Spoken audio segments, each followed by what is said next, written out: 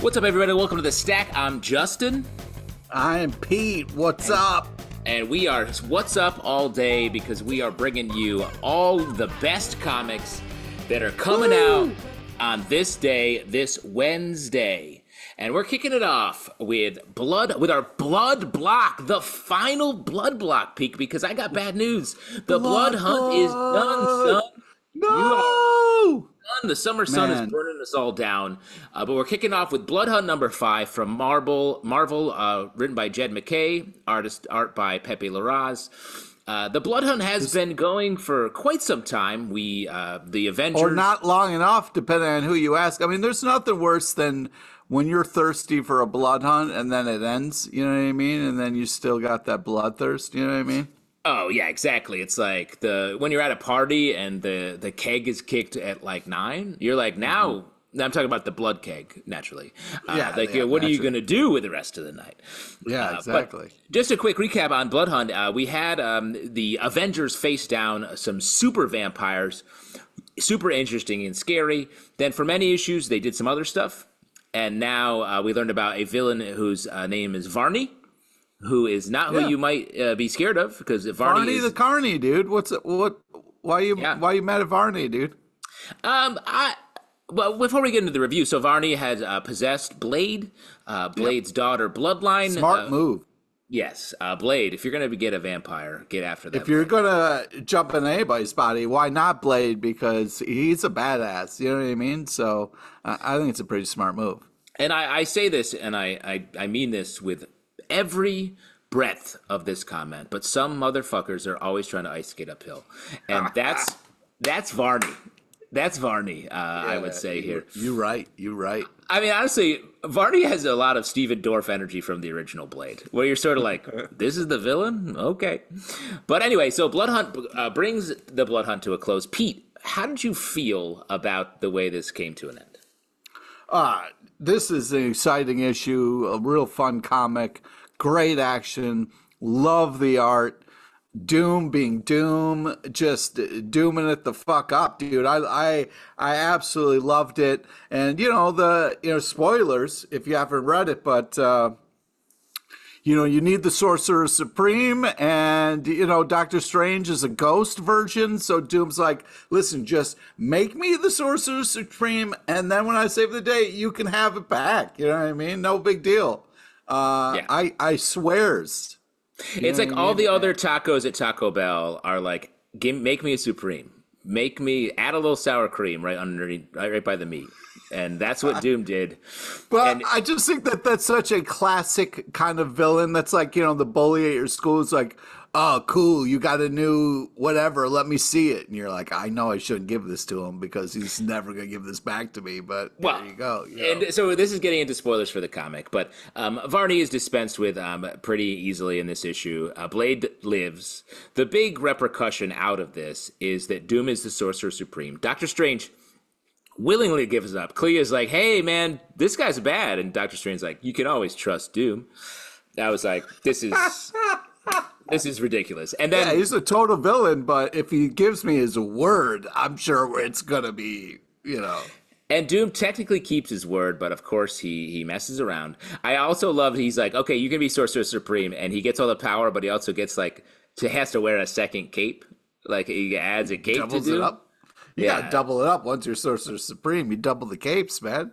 I mean, it's summer. Double the duty, double the capes. It's summer. You just finished a blood hunt. You're hot. You're sweaty. You need to you need your summer cape, your lighter, airier cape. And this guy's got a Supreme cape on top of his Doom cape. That's a lot of cape. Yeah. Hey, if anybody can pull it off, it's Doom. You know what I mean? He's already in a tin suit. You know what I mean? It's already hot in there. You know what I mean? He's like in an oven, and he's wrapping a blanket around it. 2 blankets. Yeah. That's the thing. We think capes are all light and airy because they're flying. Superman. It looks like fun. That's like wearing a blanket all day. It's a great idea. If you love blankets, you know what I mean? Come on. You would wear a cape just for the warming? Or would you wear a cape just regular? Just like a regular cape? I don't know. Probably I got my wife like a cape for a Christmas one year. Oh yeah?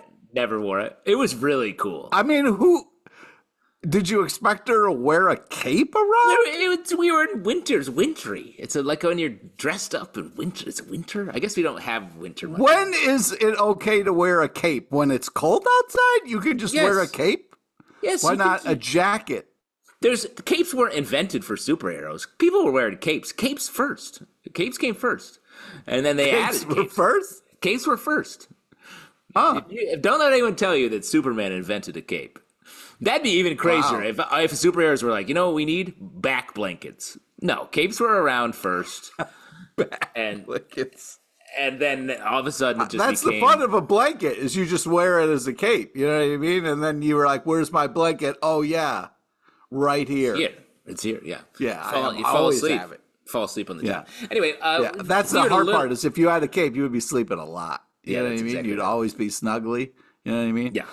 Well, here's one of the big takeaways for me is Miles Morales now a vampire. Yes, I was surprised by that because I feel like Marvel throughout this entire Blood Hunt event has been pretty fast and loose with like, you're a vampire. Okay, now you're not. Let's go back to normal.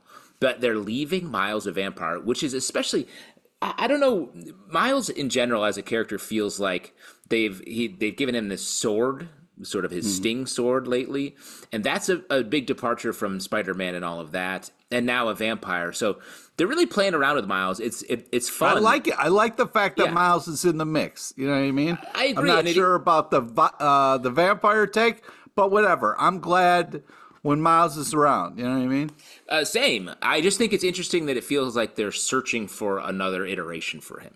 And like I don't think I love the Miles character as was, but like the fact that we're playing around is still fun. It just feels like a surprising choice to me a lot. And what did you think about kind of Doctor Strange being like, hey, since this is something that you've planned for, you know, in case you need to turn in the Sorcerer Supreme and you've got this plan already, did you plan this from the beginning? Which I thought was an interesting question.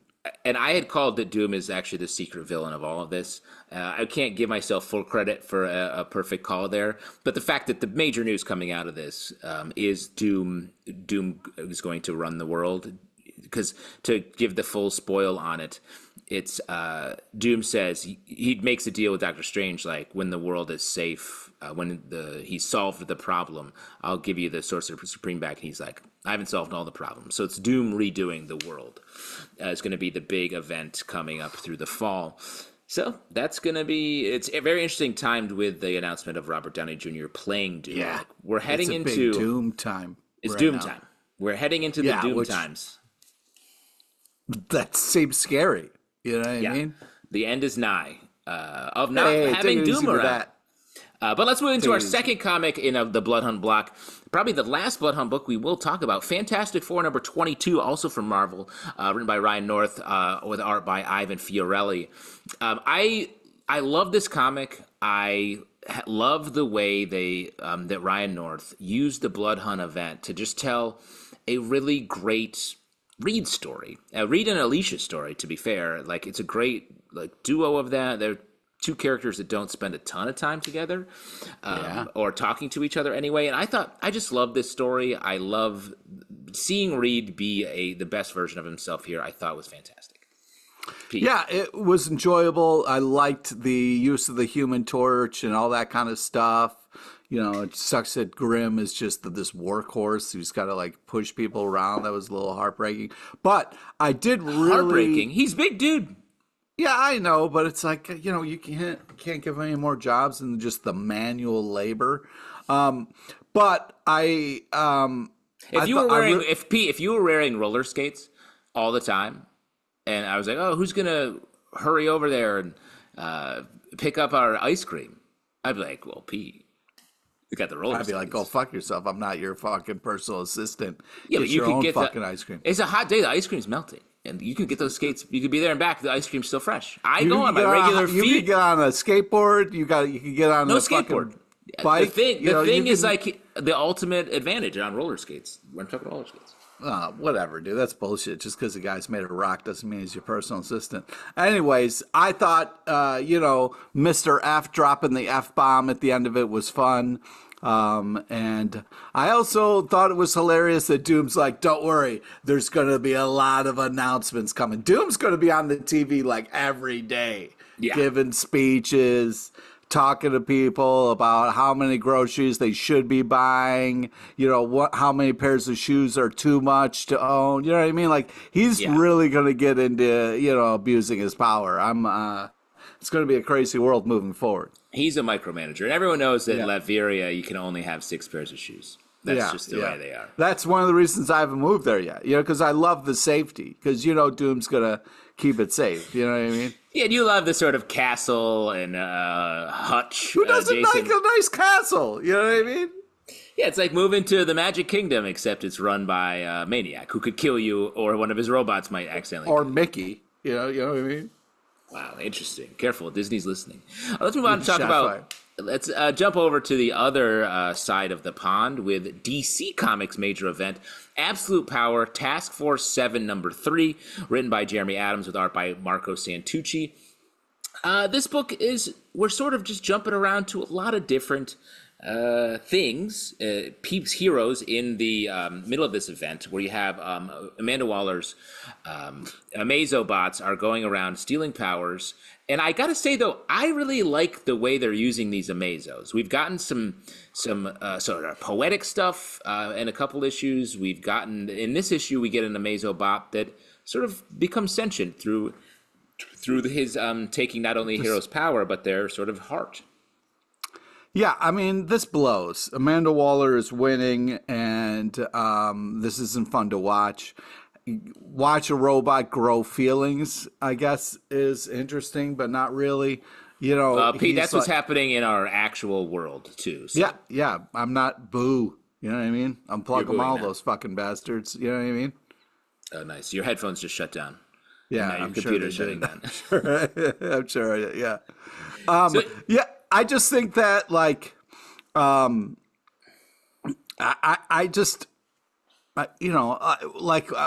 rooting for robots here. Like, what's the fun in that? You know what I mean? I hope the robot realizes humans have good things too. And it doesn't murder us all. Wow. You just hate Amanda Waller. How is this fun, dude? I thought it was I really like the sort of transformation the Amazobot goes through. And I like DC does a great job with their books. They've done it through a ton of their crossovers over the years, like 52, all of those where it was just like so many stories happening. They just have a good in-house style of jumping between adventures and heroes doing little things. And I think that's why I like this particular title. It is like jumping around through a lot of different things, touching little parts of the world that the larger title can't hit. Well, okay. I mean, I'll also agree with you that I think DC does a great job with its comics, for sure. Just not every event hits in certain ways. Maybe this will win me over by the end. But what I'm also really worried about is, like, what is gonna make it okay that Green Arrow ditched his whole family?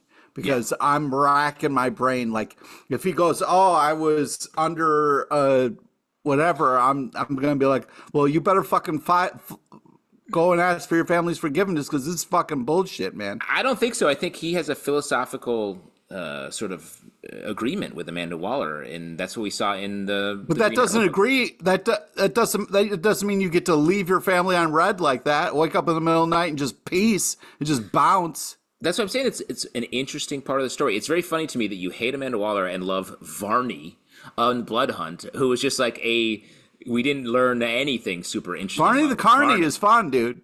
You know what I mean? I don't know. Amanda Waller is a great villain simply because she is winning. And the heroes are in a bad spot. We'll never agree on this, and that's just fine. Dude, what is fun about somebody whose superpower is they're just evil as fuck and will manipulate whoever the fuck, a child, a robot, she doesn't give a fuck, or you have somebody like Varney who's like, I'm taking away the sun, motherfuckers. Woohoo! Vampires rule the night. That's fun. I'm having a blast with that. That's a blood hunt. That's woohoo! This is just like, yay, corporations win. And what the fuck are we doing? We're on two different sides, I guess, here, Pete. And you are on Varney's side in the blood hunt. You want vampires to Team suck Varney, the bro. blood out of everyone. And but you hate Amanda Waller, so I guess you're with Super. Oh, look at that.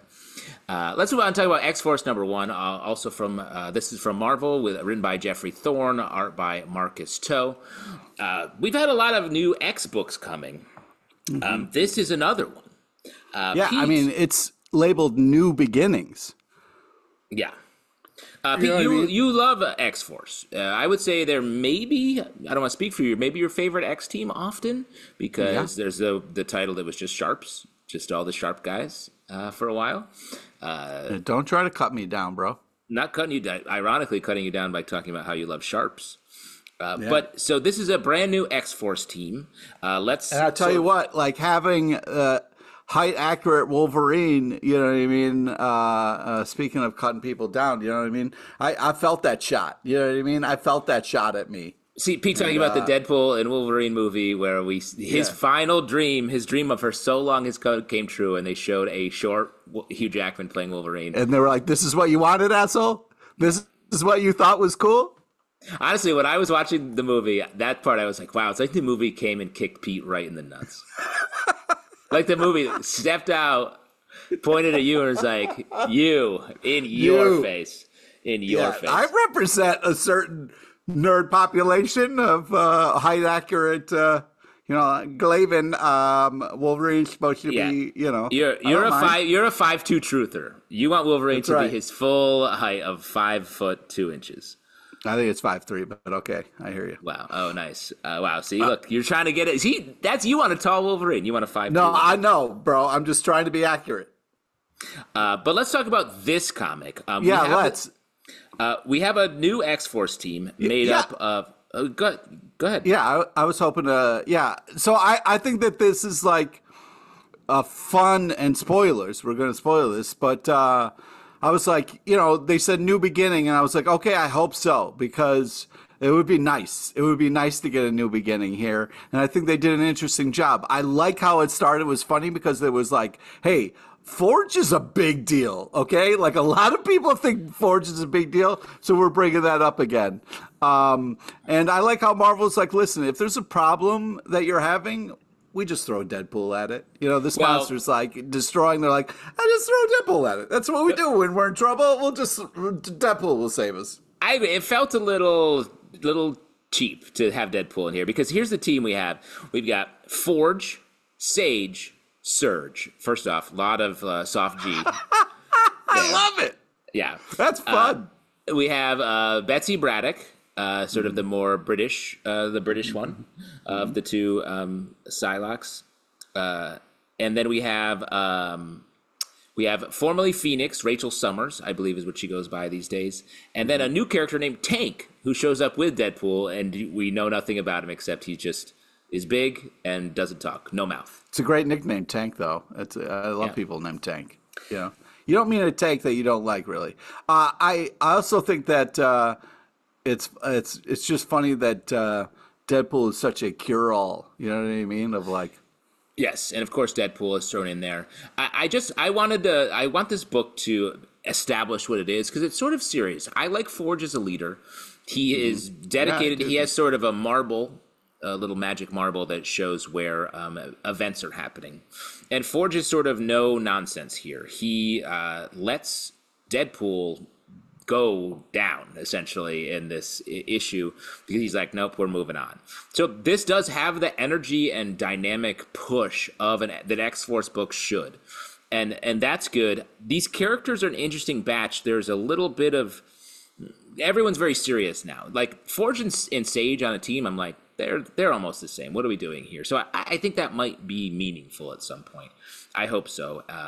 And who do you think? I feel like Tank's going to be revealed to be a character we already know at some point. Ooh, interesting. I'm going to try Guido is what I'm going to guess. Ooh, yeah. Ooh, I like that. I think this is a solid first issue. I think they give you they do a good job of like kind of getting you excited of what's to come. I do think it's hilarious how Forge was like, when I'm stressed out, I like to make a marble. You guys should, check out hobbies. pretty interesting thing to do, you know. And I want to be a forge. It's Marvel Comics, not Marvel Comics. Let's move on and talk about Ultimate Spider-Man #7, also from Marvel Comics, written by Jonathan Hickman, art by Marco Cicchetti. This is Ultimate Universe has been sort of playing around with some of our favorite heroes, as they're always doing. This has been a take that I feel like we've really liked on this show, where Peter Parker's a little older, married with kids. He's befriended Harry Osborn, who is in the Green Goblin armor. And we're sort of, this issue is about a little bit of the fallout of them revealing themselves to each other as crime fighters, potentially, just people with superpowered armor. And then this issue is a lot about how their armor works.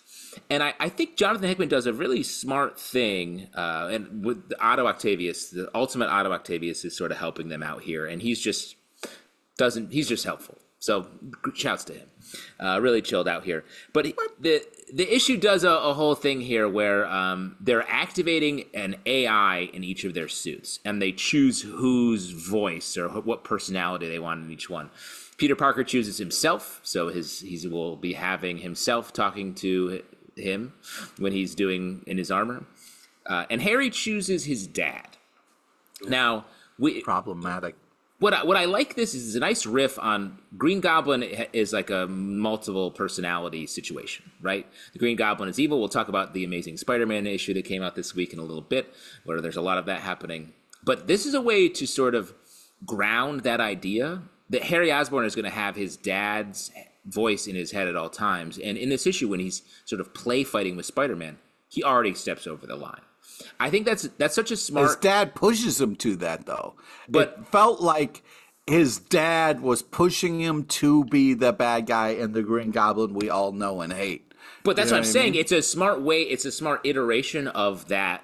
The Green Goblin being evil and having a voice in his head pushing him to be evil. Yeah, but that's such a smart way to do that. I think it's... I don't think I would use the word smart. I think what it is it's like it's problematic, or it's like you're saying, smart in a way that, like, if his dad can't get to him, then he is really kind of like a great superhero, and the fact that not even his dad can push his buttons. Because right now it's like, hey, we're play fighting, but when his dad starts pushing his buttons, he takes it way over the line and shows that he is easily manipulated, which makes me think he's not that good of a superhero. So I thought it was just very problematic. The last, no offense to my father, but that would be the last person I want in my head being like, do this, do that. Yeah. It would just fucking piss me off, you know? So should I get some more donuts? No. We also have a couple other iterations here that are different. We have Mary Jane and Gwen Stacy are sort of hanging out here a little bit, and then we have Uncle Ben hanging out with J. Jonah Jameson, which is also interesting. Just sort of mash up something we've never seen in the main universe. And then you mentioned a character that I know you call Kingpin, but I think we on the show have agreed that his name is Thick Wilson. Thick Wilson, yeah. He is also in this issue. So to kind of say a little bit of how I feel about this comic, this Ultimate Spider-Man, I don't know. You know what I mean? Like for me, I feel like when you say put ultimate, you know what I mean? Like I like things turned up to 11. Like having Doc Ock. It doesn't go that high. It only goes to 10. Yeah, well, no, it's not true. It goes to 11. No, having Doc Ock just be a helpful creeper in the background. I don't know what we're doing with that. You know what I mean? So like, right now, I'm not feeling very ultimate. I feel like it's just doing some tweaks here and there, which I think will have bigger. Hickman loves to play chess, so you know what I mean. Like we're just seeing the tip of the iceberg here. But right now, I'm just kind of like, what are we doing? These are just characters we know slightly changed a little bit. I did love the Kingpin stuff where it was just like, yeah, if I wanted to fucking take out Spider-Man, I would, and I can. I got him right where I fucking want him. And I felt like that was such a cool Kingpin moment. And I was like, again, like I feel like this is just the Kingpin I know and love. I don't feel like this is Ultimate Kingpin. So but I think so. You're saying it's not Ultimate; it's more intimate comics. Yeah. I feel like we're doing intimate Spider-Man characters. So I think It'll be interesting to see what happens because Hickman is very smart and does things in impressive ways that will go way over my head.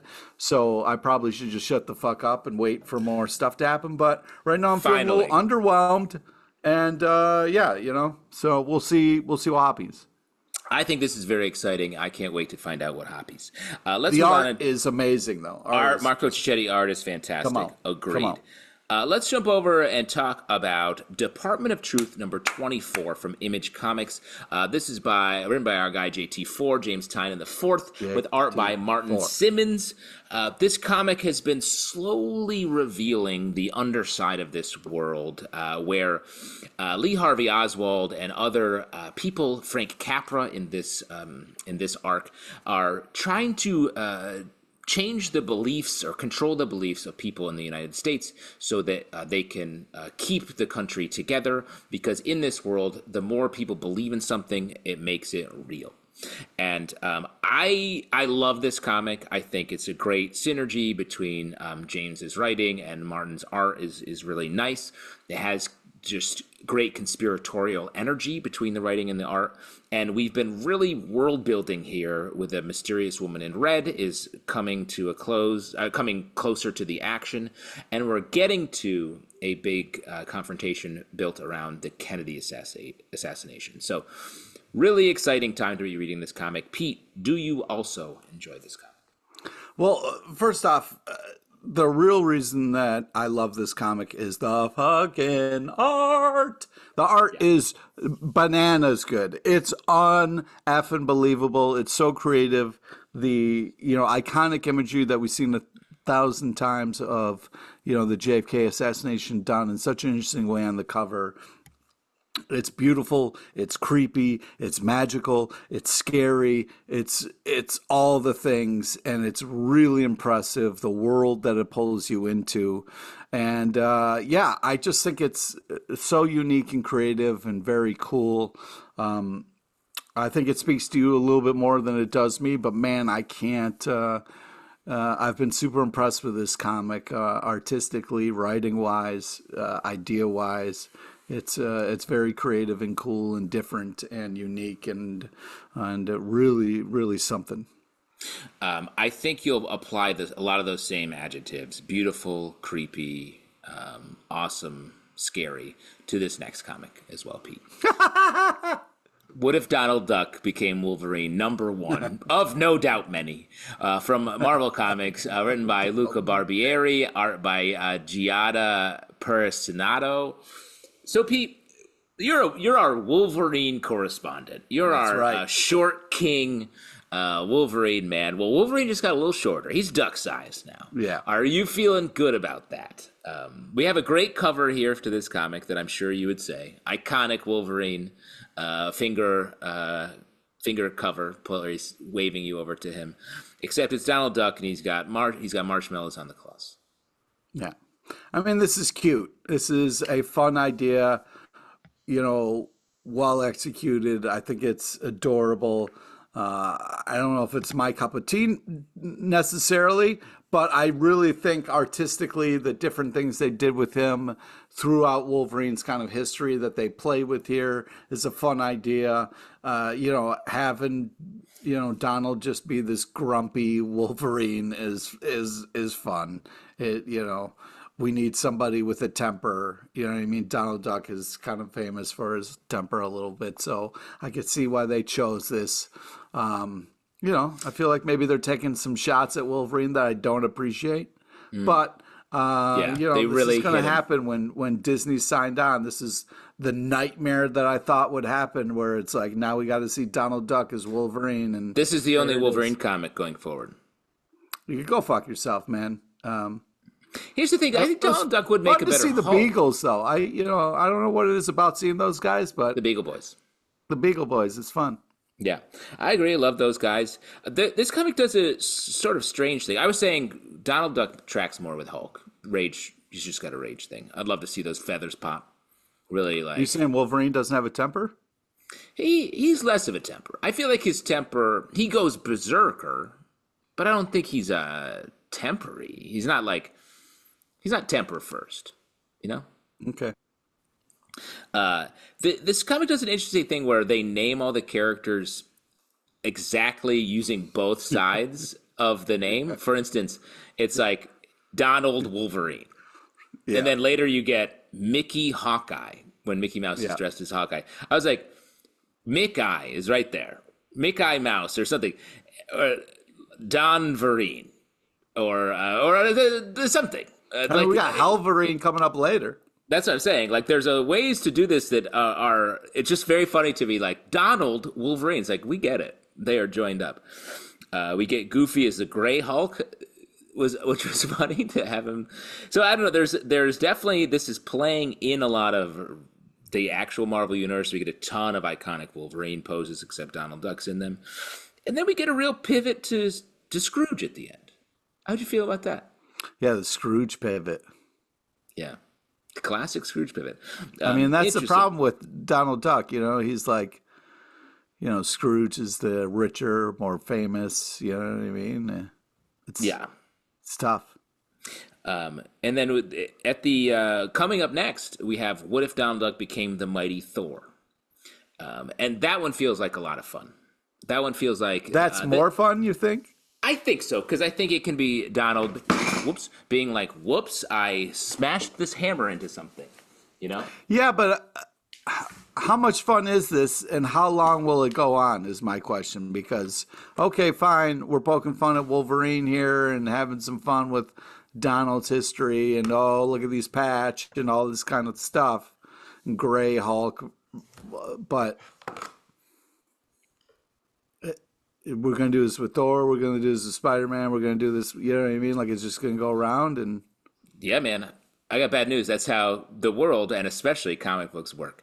Speaking of that, let's jump over to Super Pets Special by Bite Dentity Crisis #1 from DC Comics, written by Tony Fleecs, Michael Conrad, Dan Waters, Alexis Quasarano, Kyle Starks, art by Christopher Mitten, Mike Norton, PJ Holden, and Sami Basri. This is a fun collection of your favorite DC animal characters doing stuff. Pete, how did you feel about this? Because I do think there's some fun stuff here. I really liked the Tony Fleecs, Mike Norton story at the top. Yeah. It was really cool. How'd you feel about Jarro being considered a pet? Is he a super pet? Yeah, I don't know about that. First off, like some amazing covers. You know, they really had some fun with this. I love the Who Wolf's the Wolfman. I thought that was really very fun. Kyle Starks both wrote and drew that. Very fun. I mean, it's the little cat from outer space. I mean, I thought it was a real fun take on the Little Prince from outer space. Get your shooting star and fly away. But yeah, I just thought, I love the art, love the touching story, and I just think some really fun ideas in here. Yeah, and I highlighted the first Super Pets story where the Bitewing joins the Super Pets in a fun way. Yeah. But and I think you said the Dexstar story, the little cat story that's right before Who Wolf's the Wolfman. I thought was really great and beautifully done. Beautiful. Love the art on that. I also love the idea of like everybody's scared of this, cat that's ripping through the universe, and so he just kind of curls up with him. It's so adorable. Cats just want to be purring. And are either of us a cat guy? Yeah. Yeah, Pete, you're the cat guy. I mean, you got Puff the Fluff. I just feel that like cats are amazing, but they also are for destruction. You know what I mean? Wow. They're pro destruction, but they're also glorious as well. Now, so you currently don't have a cat in your home, right? Yeah, it's currently true. Yes. So can you make a promise to us here on the stack right now? When will you have a cat in your home? Oh, I don't know about that. I'm not going to. I think soon. I think 6 months. 6 months, you're going to be puffing the fluff in your home. That's my prediction. Oh, interesting. Let's not put stuff like that out there. Very interesting. But put out there what? To the cats? They're going to start showing up? You worried about cats showing up at your door? Because I'll tell you, cats, if you're listening, If you go to Pete's store, don't do if you drop Don't yourself you in Pete's dare. store, he will let you in.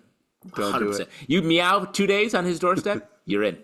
You hear me, cats? And that goes for Don't. other animals too. Other animals. Hey, Turtles, hey! especially turtles. Turtles. Oh my God, Pop by LePage. He'll have you not even in Hey. a tank. You'll just be in his bed and hanging around. Pete, how'd you get a puma? I don't know. He just showed up one day. Talking on the podcast. Let's talk about another comic. The Butcher's Boy, number 3, which this is a pretty scary book out here that we've been following from Dark Horse, written by Landry Q. Walker and Panel Vaughn, art by Justin Greenwood. This is just, it's a horror movie waiting to happen. It's a bunch of people who aren't super getting along, friends, lovers, acquaintances. They happen upon a town, they eat the meat, and then bad shit happens. Yeah, you gotta be careful. Comic You gotta be is careful a where good you pull test. over. If you want to test if one of your friends is a psychopath, give them this comic and then make note of how they react to it. Because if this is somebody's favorite issue, run. Just fucking run. This is a fucked up issue, man. There is a lot of blood, a lot of guts, headless zombies, eyeball meat. Shit gets super crazy, man. And I really liked it, though. Like, I thought it was well done. It was unsettling in You the right way. liked it, did you? I did. And I really like, there's a reveal. I hear you. There's a reveal later on in the issue that I thought was really well played, well handled. We won't spoil that. And I just like, this book did a great job of like showing us some horror in the first issue, then establishing the relationships, showing us some more horror in the second issue, and then really getting us with this third issue. You can't read this in public though. Like people are going to be looking at you funny if you got this cracked open. Oh, I put this on. I project this out of my car window when I'm driving around. Oh my God! New York. But if you like a great horror book, this is definitely one to pick up. Let's move on and talk about another book from Marvel, Black Widow Venomous #1, written by Erica Schultz, art by Luciano Vecchio. Now, this is I don't know how people are talking about this, but Black Widow has a symbiote. She has a Venom-style symbiote that has bonded with her, and in this issue, it's sort of about their connection. It's we get a new sort of look for Black Widow with the symbiote involved, and it's her sort of getting to know this symbiote and training them. Yeah, this is a big kind of training montage of her and her symbiote here. If you love training montages, this issue is for you. This is, sometimes you got to sit your symbiote down and just be like, what are we doing? You know what I mean? Yeah, like, what are we doing here? You're my goo suit. Well, you're my goop. What are we gooping out here? When I want you to turn into a mob of spiders, you fucking better do it. I'm Black Widow. Damn it. Pete, you have a symbiote. What's sort of the vibe? What's the look? Are we going spiders? I think that's a little done. Like, what's another? Puma? I mean, spiders would freak me out. You know what I mean? You gotta kind of, just go with spiky shit. I feel like that's easiest. I don't know. You ever put on how many clothes do you own that are spiky? You don't put on spiky stuff. No, I'm saying the venom part of you just kind of, instead of turning into spiders, just turn into giant spikes and murder people. You know what I mean? Yeah, but what's the look of yours? Are you doing like just is it like a blue? I like the Flash kind of Venom suit where it's kind of like this kind of uniform kind of looking thing. You know what I mean? Flash like Thompson's Venom suit is pretty cool. Nice. So it would be spiders or turtles, cats. You need a cat symbiote. A little goopy fur coming out there. That's right there. Dude, that's creepy. That's creepy, dude. I want a symbiote that just looks like me, also. Oh, weird. So you just like a goopy symbiote version of you, just like standing next to you. When you get the symbiote on, it's just like a goopier you. It's like you on a hot day, essentially. That's gross, man. So I thought this issue was really, really nice. I think the art was excellent. The art's unbelievable. I like Black Widow with a symbiote. I think it's an interesting little turn for her. I don't love the redesign that comes here. It's not my favorite of those. I think Black Widow gets a lot of redesigns. But we are setting up for the fall, the rest of the summer into fall, the Venom War. Ooh. Where we're getting, I feel like we've had a Venom crossover almost every year. Yeah. Are we burning out on Venom? By we, I mean you, Pete. Oh, getting close to it. Yeah. Yeah, I think so. Yeah, we could be over venoming a little bit, but yeah, I did want to just say the art's unbelievable in this comic. I do agree with you that what I like about Black Widow is her communication skills, and like I Yes, feel like that's that what she's was known for, is her communication. Yeah, she can get to people. She can get things out of people. She's good at sharing stuff, you know. So Let me just highlight a couple things from the Venom War checklist. okay, We get Venom War zombiotes, so we're gonna get some symbiotes on corpses, maybe. Interesting. Ooh. That's cool. And then the other one, Venom War. It's Jeff #1. Oh no, Jeff's turned into a Venom. I guess Wow, so. that's gonna be crazy. I guess so. Something to look forward to. It starts next week and goes until Love Jeff. Thanksgiving. So get ready for the Venom War, folks. Oh, man. The It's Jeff Venom War comic comes out on November 20th. So That's just perfect. put a little shark goop in your mouth and hold on to it. But let's jump over to Forge #9 from Image Comics, written by Greg Rucka and Eric Troutman, art by Mike Henderson. This comic is a big sci-fi magical epic that's been going on for a while, following sort of a team of almost alien-style space marines as they're getting caught up in this conflict with some magical beings that can sort of see the future, and some leaders in the space kingdom who are trying to, what we learn in this issue is do some pretty nasty stuff to this alien species. Pete, have you been liking this? Yeah, I think it kind of goes up and down a little bit, but overall, I've been kind of impressed with this. I think it's a very interesting idea. Glowing naked people and the robots and all that kind of stuff is a little crazy, but I do think That's life, man. yeah, Life. which one are you? Are you the guy in the robot, or are you the glowing naked person? You know what I mean? Life is I'm the tough. latter. I'm the latter. Remember, I told you I wanted a symbiote of myself, fully nude. Like I'm wearing clothes, and then my symbiote of me gets on me, and that's naked. Oh God! Oh my God! You know what I mean? Like No. I'm nude on top, clothes underneath. I flip it. Flip the script. Oh my God. I've been really enjoying this comic. It's a little dense at times, like a lot of Greg Rucka's stuff, but it's always worth it at the end, because Greg Rucka knows how to really build out a world. The Lazarus comic that he did for a ton of issues, I love that book. This is has that same depth of thought and understanding of the world they're trying to build. If you're like Battlestar Galactica, it feels sort of in that vein, but really enjoying this. Definitely worth checking out. Let's talk Miss Marvel, Annual #1, written by Aman Vellani and Sabir Pirzada, art by Giada Belviso. This is a continuation of the Infinity Stone annual crossover, a classic summer annual event that I've been talking about since we started doing this podcast, essentially. Your classic Vibranium Vendetta type crossover event, and we're getting it with the name of the event is the Infinity Watch, where we're getting these sort of not super well-known characters all have Infinity Stones. This issue is dealing with this guy named Multitude, who has the Soul Stone, and Ms. Marvel is sort of tangling with that situation, and then we get a backup following our guy Coulson as he continues on.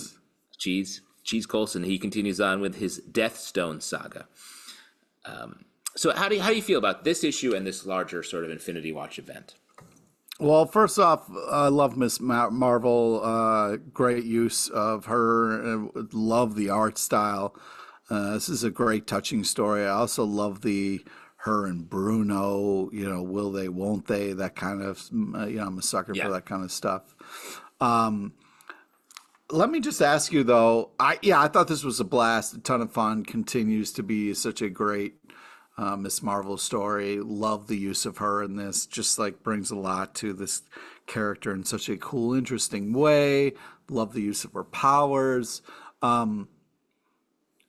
The second story, though, and maybe this is just me, but I feel like there's pushing cheese on us. Like I don't remember Coulson being called Cheese, and all of a sudden now in comics they keep referring him to as Cheese. And Well, here's the did I thing. miss it? His Was it graves- in the past and they're bringing it back? Like it just seems like the cheese is coming out of nowhere. He loved. He had cheese on his gravestone. If you put something on your gravestone, bad news. That's who you are. Wow. If you But I feel like it's accidentally- over at that point. So like, how can you put something on your gravestone? You're dead. Like somebody else had to put the cheese up there. You think a stranger put cheese on his gravestone? And by Well, cheese, how which can mean you? the word cheese. You can't be like in front of your gravestone, like, "Don't murder me yet. I want to put this wheel of cheese up here." Yeah, that but I planned." gravestones don't appear like Infinity Stones when you die. You order them. Someone Yeah. orders them.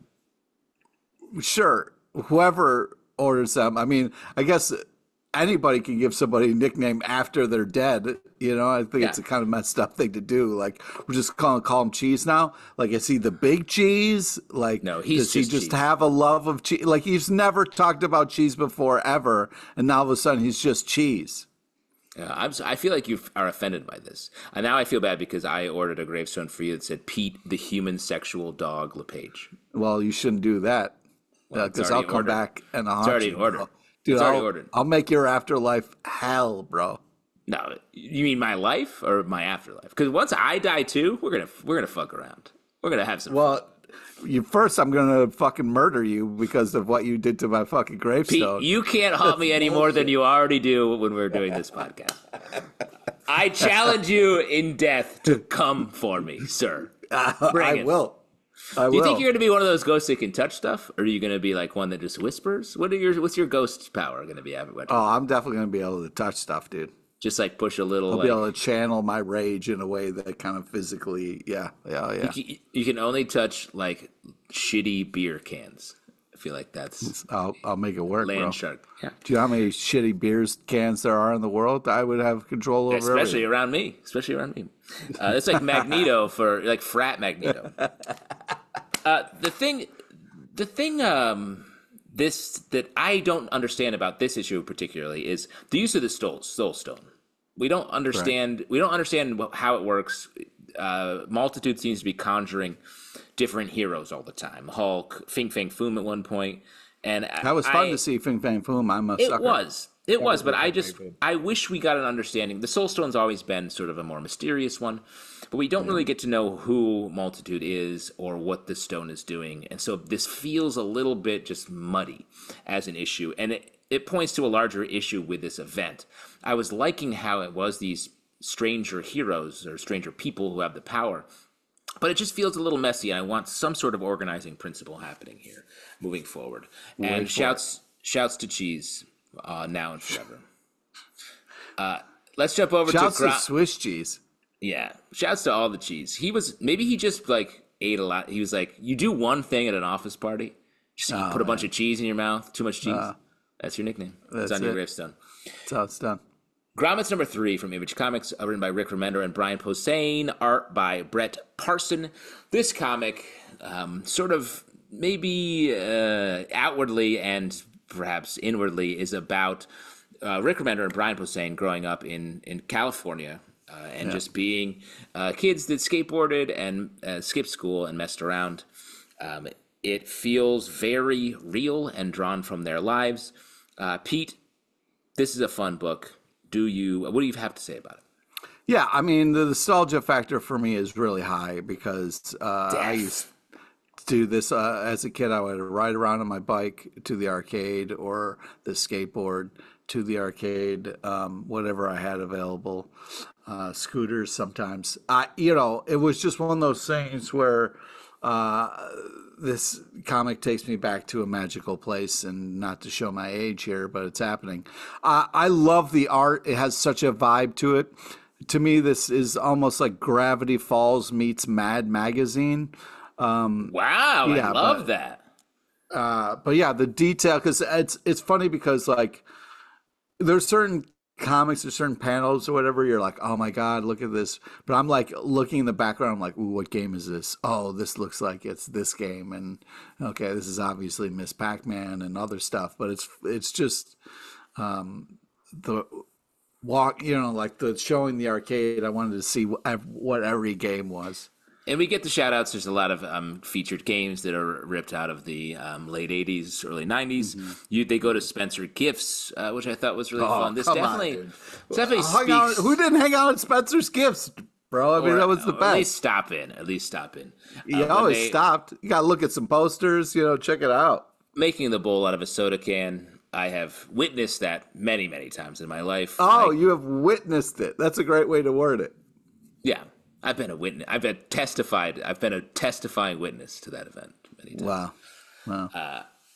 No, I just was never the one to make it. Like, I'm not ashamed of saying that that's dope, and I've smoked out of one before. I'm just never the one that's like, I don't know how to do this. Stab, stab, stab.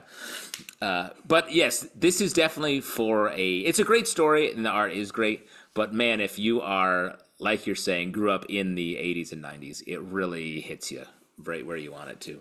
So great read. Let's talk Immortal Thor number 13 from Marvel, written by Al Ewing, art by Oscar. It's funny because this comic reminded me a little bit of our Comic-Con at the Sea.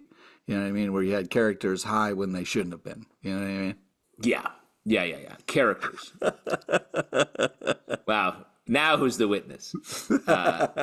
Immortal Thor 13, written by Al Ewing, art by Oscar Bazaldua-Nava. Here, Thor has been going through it. He has a comic being written about him that is sort of forecasting his adventures. He's had his brain ruined by the Roxxon Corporation. And now, naturally, he's going to see his buddy Hercules. And we're sort of in a different story where Hercules, Loki, and Thor are going to take on Zeus. We're getting some Pantheon crossover here. What do you think? I feel like this comic, I really like a lot of the ideas, but it feels strange to me that it set up this like big villain thing, the comic, and sort of tarnishing Thor's image in Midgard on Earth. And then they just keep moving away from it. And I just wanted to be like, no, let's do this for a while before we go and like now he's like fighting Zeus. I don't know. What do you think? Yeah. I mean, Al's making moves. He's got a lot he's working with here, but I do love this idea of Herc and Thor teaming up. They got a lot of history together, so that was great to see. We got a kind of different versions of Loki in this. So, I think this is fun. I love all the action, love all the twists and turns. I feel like we're just on the cusp of Al Ewing revealing his kind of big move here. So I'm nervously excited about what's going to happen. But then we get the bonus with the DP and the Wolves comic inside. And I was like, yes. Look at this tie-in. Just in enough time for a huge movie drop. And this is just kind of silly fun. So enjoyable and great art. There it is. Hellverine number 3, also from Marvel Comics, written by Benjamin Percy, art by Julius Ota. Pete, this comic feels not only like it's right over the plate for you, but it feels a little bit like some turnaround revenge for you. Yes. Famously, Akira, formerly known as Daken, sliced up the Punisher and turned him into Frankencastle. And now he has been sliced up and is reassembled like a Frankencastle. And you seem to be enjoying this. Oh, my God. I mean, this is just...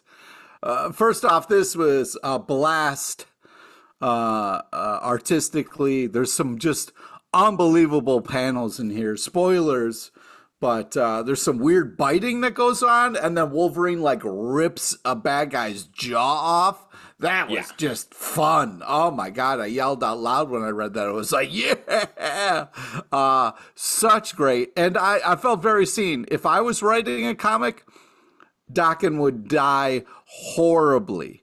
And I got to see that. So I know it's a last panel. Mr. LePage, this is an Archie comic. You can't have a Marvel superhero murdered for no reason. Yeah, I felt so seen, was so happy. I was like, yes, he's dead. He's dead. I hope this stays forever. This is the last we ever see of him. Oh, definitely not. This is the issue builds to a nice father-son moment. We're about to get Akira has been the Helverine up until this point, but very small bit of a spoiler here. But at the end of the issue, we're gonna get some capital W Wolverine as Helverine going forward. Yeah. I do think this has like some Garth Ennis Punisher vibes to it with a lot of the soldiery stuff we're doing, so that's cool. But this comic gets down and dirty. You get to see some nasty shit happen all the time. Like if the word Helverine sparks joy for you, this is that. Yours. So just definitely get it. Let's talk Oddly Pedestrian Amazing Life. Art. Great art. Oddly Pedestrian Life of Christopher Chaos, number 11 from Dark Horse, written by Tate Bromball, art by Isaac Goodhart. This comic has done such a great job. So it's about sort of a team that was really defined in this issue, their team of monsters or monster-adjacent characters, and they have sort of come together.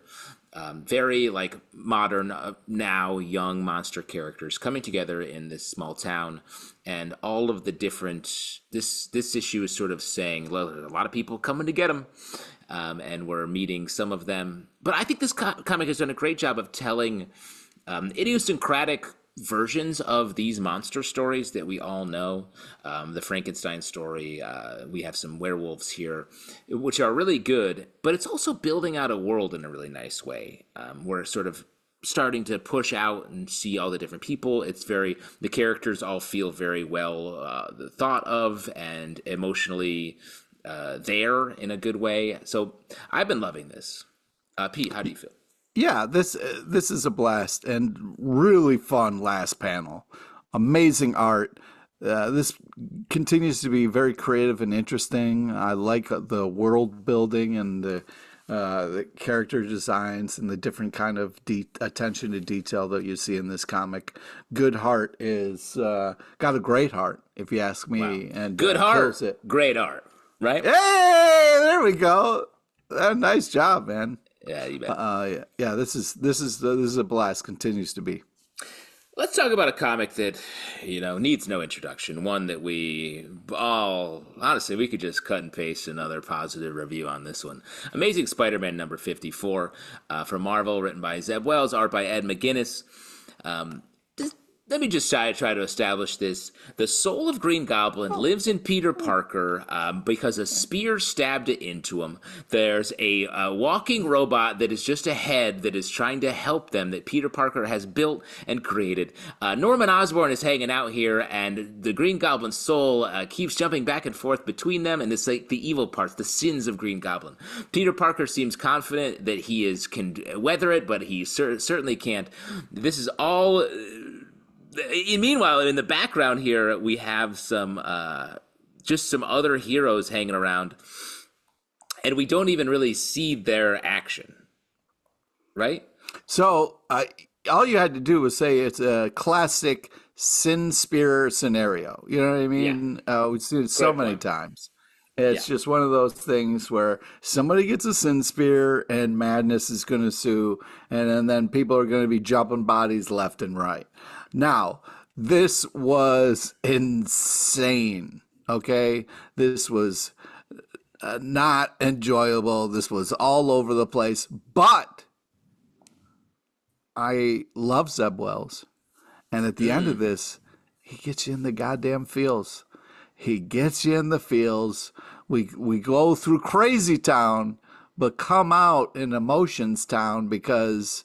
he got me choked up. I mean, got you choked up. That's wild. I agree with you because the craziness that happens in this, like, first off, the character Rec Rap is unbelievable. This is Ed like McGuinness draws the crap out of this. I love Ed McGuinness's art. It's just fantastic, and fun to see him with Wreck Rap because it's a ridiculous character, but the way it's drawn, I'm like, oh, this is fun. Rec Rap I spun out of the Chasm event where this is like just a weird magical thing who like hangs out. It's a Hulk Spider-Man. What's the problem? Yeah, but he's stabbed with a goblin glider, and it's just like making jokes about it and being fun about it. You get everyone gets like it's like tripping out at the end because they get hit. We don't see a fight off panel between Ms. Marvel with Otto Octavius Arms. And then you've got the Lizard, Doc Connors, and is it J. Jonah Jameson, who are just like tripping balls as they're walking out of there because there were drugs in Kraven's dart. And that's just, and then the amount of times that the Green Goblin Sin Soul thing goes between switch back and forth. Norman and Peter, I was like, crazy. what is happening here? Yeah. And one of the craziest things, though, that you never really see in comics is the issue ends. The action ends, and then there's a full page, the end. Which I was like, what? There's nothing you wanted to put there, guys? Another little thing? Nope. Landed the ship. Out the door we go. Yeah, go ahead. I was just going to say, this has been like a little bit all over the place. There's some good ideas here, but it just feels so, I don't even know how to hold on to it. It's like trying to hold on to water. Yeah, I mean, the Sin Spear insanity got pretty crazy town. But I do think that there was some fun here with Wreck Rap. Because if you're going to get stabbed with something, you're going to ask to keep it. You know what I mean? It's a part of you now. So I thought that was kind of fun. And also the I'm Lamp moment really made me think of Brick from Ron Burgundy saying, like, I love Lamp. I love it. So, yeah, it was a fun kind of thing. So I love Zeb's sense of humor, and he took us to Crazy Town, but then, had some nice, sweet ending where Green Goblin and Spider-Man may be closer than they've ever been after this, which is kind of adorbs. Kind of adorbs. You've really turned the LePage here on this book. Is that because Zeb Wells is a credited writer of the Deadpool movie? Oh, I didn't even know that. Really? Yeah. Oh, wow. Cool. Well, I guess not. Wow, I thought I had you there. I thought I got you. Oh, yeah. This has been, hated, weird, crazy. But when it finished, I thought, after all that, kind of end in a sweet spot, I was like, oh, Zebbies, you didn't let me down. Oh, Zebbies, you've done it again. Yeah. Great. Looking forward to our next classic Sin Spear situation. See you on Friday. It's coming. Night. Yeah, it's coming. Don't you worry about it. Let's close it out with X-Men Heir of Apocalypse #4 from Marvel Comics, written by Steve Fox, art by Netho Diaz. Perhaps the comic that is... What a time not to have Zalben. That's exactly what I was going to say. I can't believe we're talking about this without Alex here. Yeah. And we... so this series has been sort of almost a Krakoa hangover story, where it's Apocalypse dealing on Arakko, sort of choosing who's going to take over for his... It's not like he's going anywhere, but I think he just wants to have an heir, someone to keep the work going. Mm-hmm. Here are his options. He's got Cable, Forge, busy with X-Force, can't be an heir, but he's definitely an option. We've got Magic, we have Danny Moonstar, who Dark Horse candidate to take over for Apocalypse, but I do love her. And then, of course, we have Cypher. Yeah. And we will spoil the end of this in just a second, but it's a strange comic to read, but I actually really enjoyed this issue. I like the way that we did it was sort of treated like a reality show, where Apocalypse went to each of them and was like, you want to take over this? Do you? And then next, like, a Cable, we used to fight, but I trust you. I was like, this is such a fun little weird thing. But spoiler, the spoiler is I'm going to say now is Cypher is the new Apocalypse, going by the name of Revelation. Yeah, Cypher gets a makeover. Everyone's least favorite character, except for Alex Zalben, who loves him for some reason. Yeah, he gets a makeover. He's the new baddie, pulling a oh my God, I can't even. Robert Downey Jr. here was saying, "I'm going to jump to the bad side." Apocalypse kind of comes to people and it's like he talks people up. He's like, you know, I've always liked you. Sure, we're enemies and I've murdered thousands, but you know who's my favorite? You are. Weird moments in this. I really love the art. It has such a cool old school vibe to it, which I very much enjoy. I just don't understand why anyone would take a meeting with Apocalypse and then kind of hear him out. I guess you kind of got to, but yeah, Cypher's the only one. He's had a tough not go like of it. Get lost afterwards. Yeah, Cypher's like, I'm tired of people making fun of me. I'm going to show them. I'm going to be Revelation or Revolution or no, it's Revelation, which is revolting. Funny. He's actually mad. He's coming for you and I because we've been making fun of him a lot. I think it's funny though. Like he chooses Doug, and then Doug gets out of like a little Apocalypse coffin, and he has the same haircut as Apocalypse. He looks like he's jacked suddenly. I don't know. The turn into Revelation, I was like, that's a little weird. I would have kept some of his Doug look without making him like golden Apocalypse. Yeah, I mean, Apocalypse has got a kind of style. You know what I mean? He likes formidable kind of, you know, so he's not going to let Cypher just kind of be Cypher. Yeah, but you don't have to, when you're an heir, you don't have to just like immediately be like I mean, you got to. I mean, Apocalypse, you know, he's old school. You got to be, you know. I just, and it was interesting because Cypher was like, yeah, I'm tired of people not listening to me. They brought up the whole Krakoa situation and the island. He was the only one who kind of spoke to Fuck Island there and got what was going on. So weird turn, but, you know, you can never trust the nerdy guys. You know what I mean? You can't really. Yeah. And, you know, maybe, you know, since Alex, you know, to pull back the curtain here, because he does all of our, you know, post-production stuff. Maybe he can insert his opinion now, but I'll just do it in case he doesn't want to do the extra work. So here's what Alex thinks of this new route. I went to Cornell and I'm very smart. I know that because I talk about how smart I am all the time, and Cypher can do whatever he wants because he's the greatest. So there's Alex's official opinion. It's very funny that you did an impression to do Alex, something that you hate when he does. But I feel like Alex isn't here because he's becoming our revelation, and he's going to be coming for you at the end of this. Very fun. Lots to talk about in the future. A lot more revelations to encounter. Folks, that's the show. Please come hang out. We're here every week with a new episode of The Stack. We also, if you like comics, thanks for listening. You might want to check out our live show every Tuesday night at 7 p.m. And then you can download the podcast any which place you like. We also have a news podcast called Comic Book Club News that comes every weekday with all the news that's fit to print in your earballs. And we got a Deadpool Wolverine review and the Marvel Vision podcast. Yes, podcast feed. Check that out. We've talked a little bit about it, but we go in deep on all of our takes fresh after seeing the movie. We've got a new episode coming where we are drafting our favorite perfect Justice League team, a superhero draft, where we each pick our Justice League teams where we can't overlap with each other. It's going to be very fun. If you love this show, please support us. Check out our Patreon at patreon.com/comicbookclub. You can subscribe to all of our podcasts on Apple, Android, Spotify, or the app of your choice. Check us out on Comic Twitter. Book Club Live. Oh, Comic Book Live on Twitter and X. You can follow us on Instagram and TikTok at Comic Book Club Live. And of course, go to our website, comicbookclublive.com, for all of this, all podcasts, and so much more.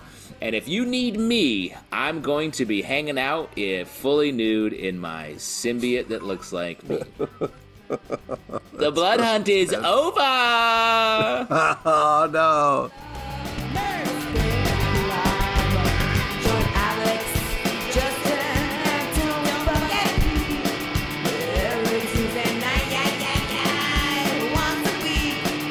Blow your